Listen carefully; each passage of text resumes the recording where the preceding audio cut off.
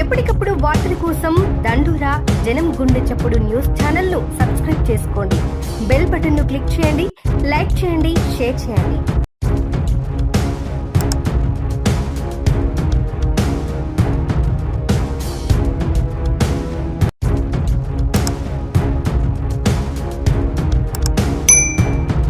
దండోరా న్యూస్ సిద్దిపేట.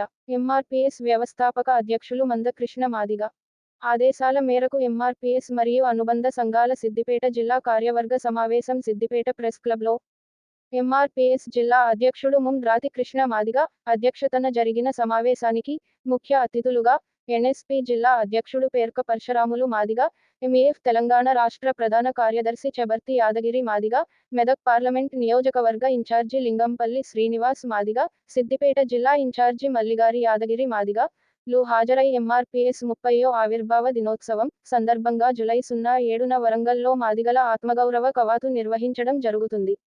కావున సిద్దిపేట జిల్లాలోని మాదిగ యువకులు విద్యార్థులు అధిక సంఖ్యలో పాల్గొని సక్సెస్ చేయాలని కోరారు. ఈ రోజు నుండి నెల రోజుల పాటు ఎంఆర్పీఎస్ మరియు అనుబంధ సంఘాల నాయకులు కార్యకర్తలు ప్రతి గ్రామ కమిటీ మండల కమిటీలు పూర్తి చేసుకుని మాదిగల ఆత్మగౌరవ కవాతుకు సిద్ధం కావాలని పిలుపునిచ్చారు.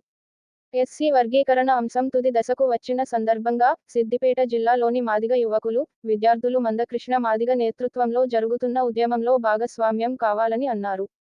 ఈ కార్యక్రమంలో ఎంఈఎఫ్ జిల్లా ప్రధాన కార్యదర్శి మరాఠీ సంతోష్, ఎన్ఎస్పీ జిల్లా ప్రధాన కార్యదర్శి సనావల ప్రసాద్, ఎంఆర్పీఎస్ జిల్లా ప్రధాన కార్యదర్శి ముక్కపల్లి రాజు, ఎంఎస్పీ నాయకులు Pinninti Srihari, Gadipe Bal Narsaiah, Sundaragiri Bhaskar, MRPS Gajwel assembly convener Sanigari Ramesh, MEF నాయకులు నరేష్, విజయ్, నాయకులు రవి తదితరులు పాల్గొన్నారు.